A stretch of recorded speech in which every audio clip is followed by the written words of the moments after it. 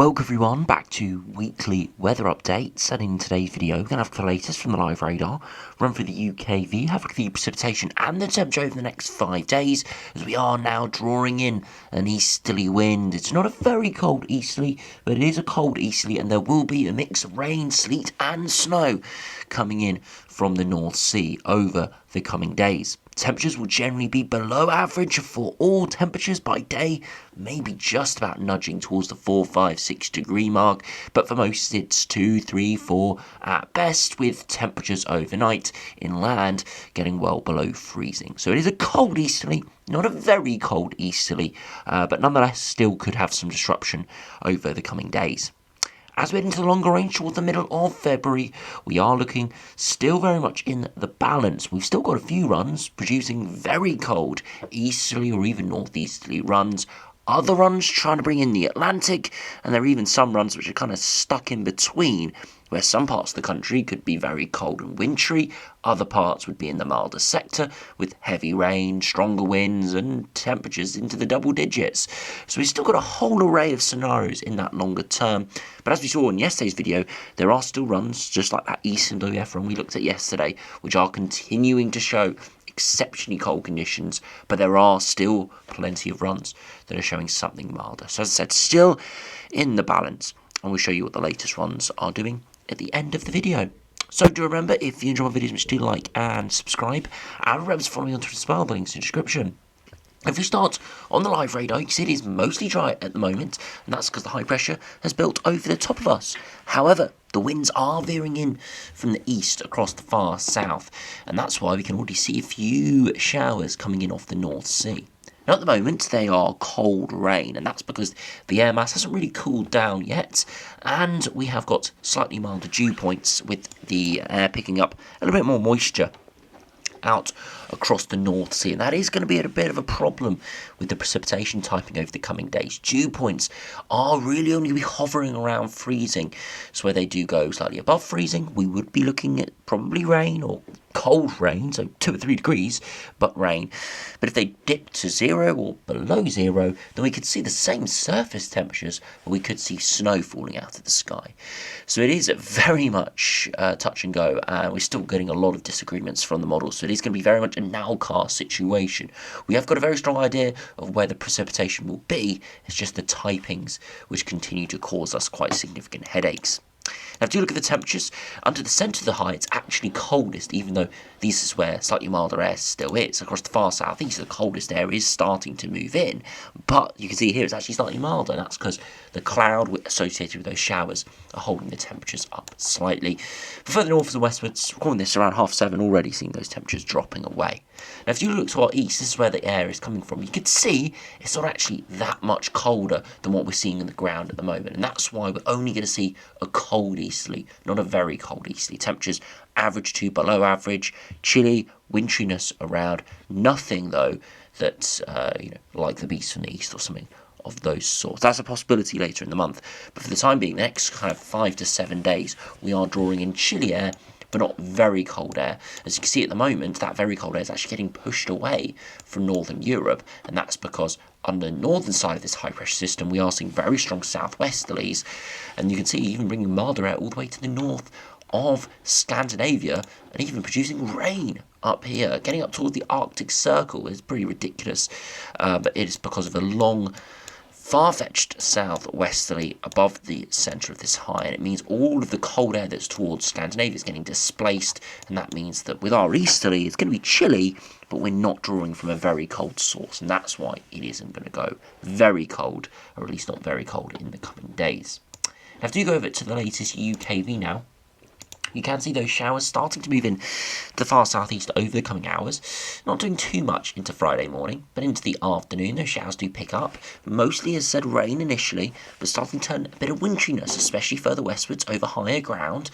Of course, the further inland you are, the temperatures will drop, being away from the sea, and the dew points could drop slightly as well. So that could be the difference between rain, sleet and snow. As we progress into Friday evening, temperatures drop, and then we see an eclectic mix of rain, sleet and snow. Across the far east, looking like it's going to be rain. Central England, a mix. Across western England and Wales, more likely to be snow. You can see the precipitation isn't heavy, but it is moderate intensity, so I wouldn't be surprised again to see maybe a few centimetres of snow in a few spots if it does fall exclusively as snow. But other areas could see very little. It's going to be very much a nowcast situation. You can't get more of a messy scenario than this, where there's no clear rain or snow line. It is just all about elevation and slight microclimate conditions making all the difference here during Friday evening. But what we can say is there will be lots of showers banding into lines of rain here, and there could be a bit of snow mixing in with that in places.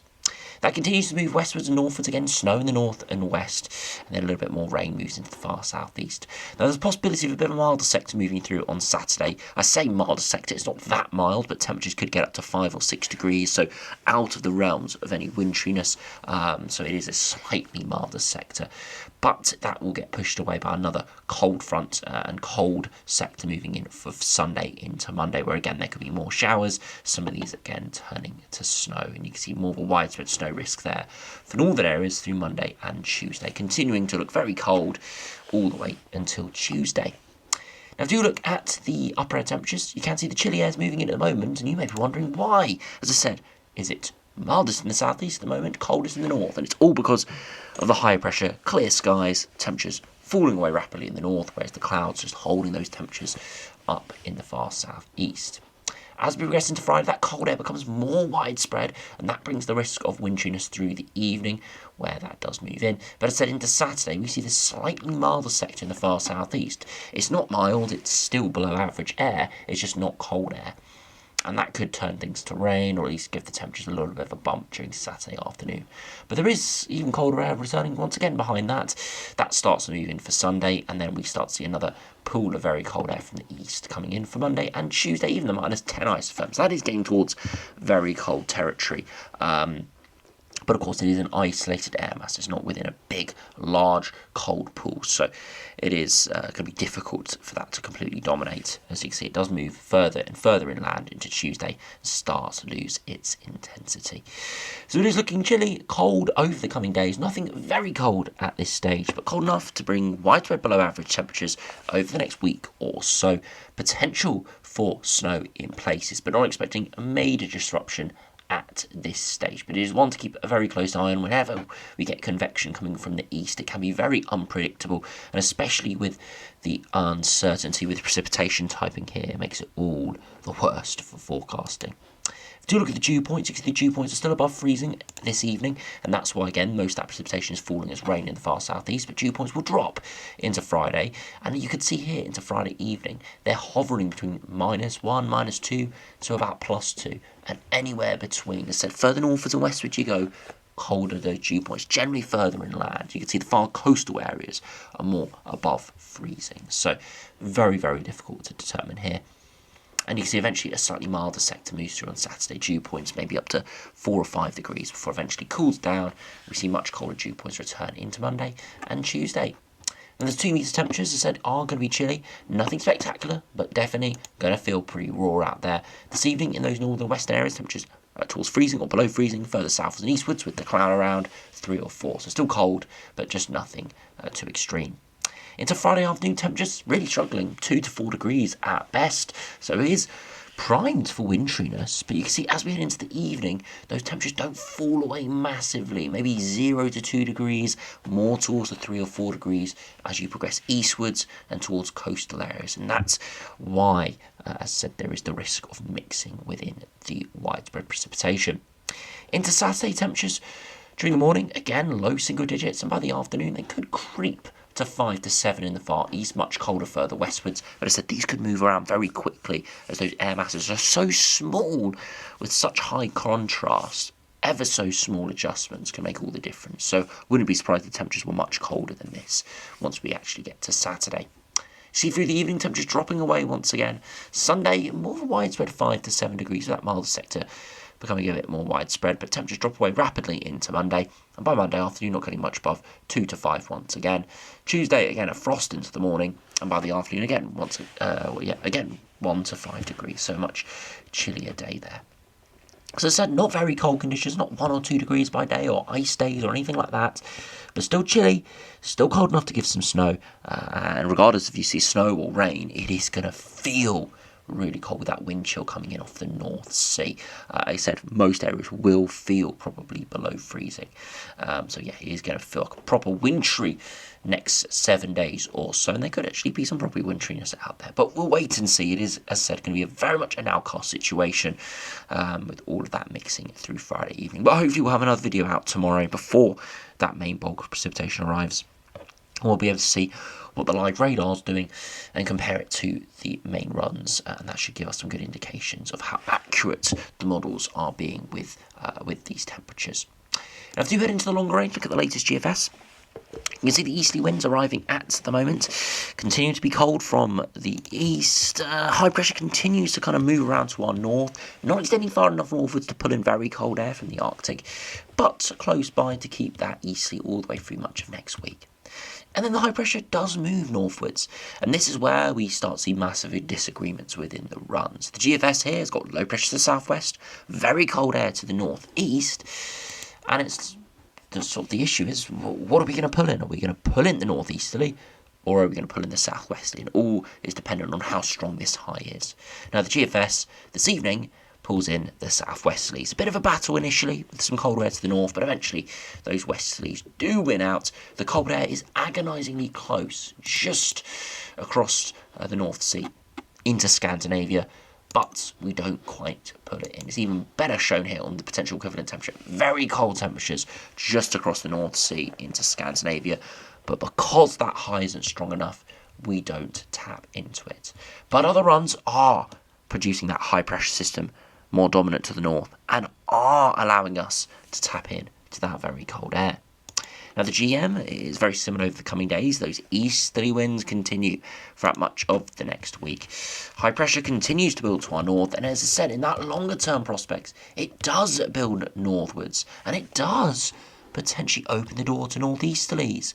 But once again, it's a real battle. That cold air is agonisingly close, but eventually cold air moves in for a short period of time, but the westerlies are trying to push it away. We get to a point here where it could go either way. That cold air could win out, that block could re-strengthen, push this low to the south, or that low pressure could tumble in off the Atlantic, and we could go very mild, potentially messy with a bit of frontal snow, before it turns, as I said, more Atlantic driven.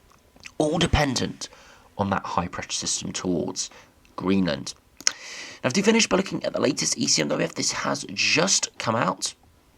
You can see again, easterly winds continue over the coming hours and coming days. Eventually that high clears further northwards, tries to pull in a northeasterly, but similar to the GFS, it is a battle. Are we going to pull in that northeasterly, very cold air just to our north, or are we going to put in the southwesterly? And you can probably see what's coming. Southwesterly wins out. The very cold air is agonisingly close, but the low pressure systems, the jet stream, does win out. And you can see it is really quite horrible there out towards day 10. So it does look like it is really 50-50 there into the longer range, whether the milder or colder air will win out. Or do we see a battle? Do we see some frontal snow? Do we see a north-south divide or a northeast-southwest divide?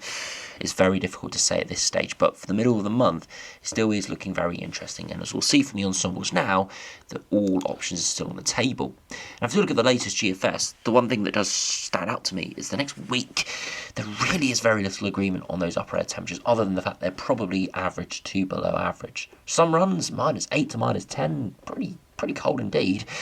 Other runs more towards 0. And I know that doesn't sound like a massive difference, but the fact that it's 3, 4, 5 days away, and we know it's going to be an easterly wind, it's not a completely different pattern, it just shows you how much uncertainty there is with those wind direction, or exact wind direction, and exact air masses we do have to our east. And it'll make all the difference to how cold and potentially wintry it does get over the coming days. But that does feed into the longer range, because as we get to around the 13th, 14th, most runs are below average by a few degrees. And then we see some milder runs, we see some very cold runs, and essentially it just tells me that the models really have no dominant idea at the moment. They're all over the place, really. They can't agree with the upper air temperatures over the next week to 10 days, or even the exact wind direction. They've got no chance predicting it as we head into the middle to second half of the month. You can see precipitation is moderate. It's not zero. It's not massive. Again, giving us a very strong idea that it is going to be very mixed within the ensemble output here. So still all the options are on the table. Those very cold runs that we were seeing a few days ago, they're still there. Perhaps not as abundant as we were seeing maybe earlier this week or on the weekend, but they still exist. We're also seeing milder runs exist as well. So we'll have to wait and see, but definitely all over the place from the ensembles today. 2 meter temperatures are going to be cold, though, regardless over the next 10 days. Yes, the upper air temperatures, dew points will make a difference between rain, sleet and snow, and yes, we'll subtly shift the temperatures by a few degrees, but whether it's 4 degrees or 7 degrees, it is going to feel cold. Those winds coming in off the near continent, it is going to make it feel most likely around the 1 or 2 degree mark, or even colder. And you can see that from the 2 meter temperatures here. Not getting much above 5 or 6 degrees in London for the next kind of week. And of course, areas further northwards, westwards, further inland will probably be even colder. And finally, if we compare to the latest ECMWF, it's the midnight run. Midday run hasn't come out yet. You can see a bit more agreement on slightly milder air coming in this weekend. And then it dips once again early next week. And then we get the massive scatter into the middle part of February. Some runs, still quite a few, -10 or even lower. But then equally, there are quite a few around 0 to 5. So as I said, still all over the place, still all up to play for. But one thing we can say is we have got a cold next week with some wintriness, but not expecting anything too major at this stage. Very much an outcast with the precipitation typings, but hopefully, as I said, we'll have another update out tomorrow. Being able to compare the live radar to the models, and that should give us better indication of exactly what we're seeing in reality. So anyway, thanks for watching, hope you enjoyed, subscribe if you're new, and I'll see you again for another video soon.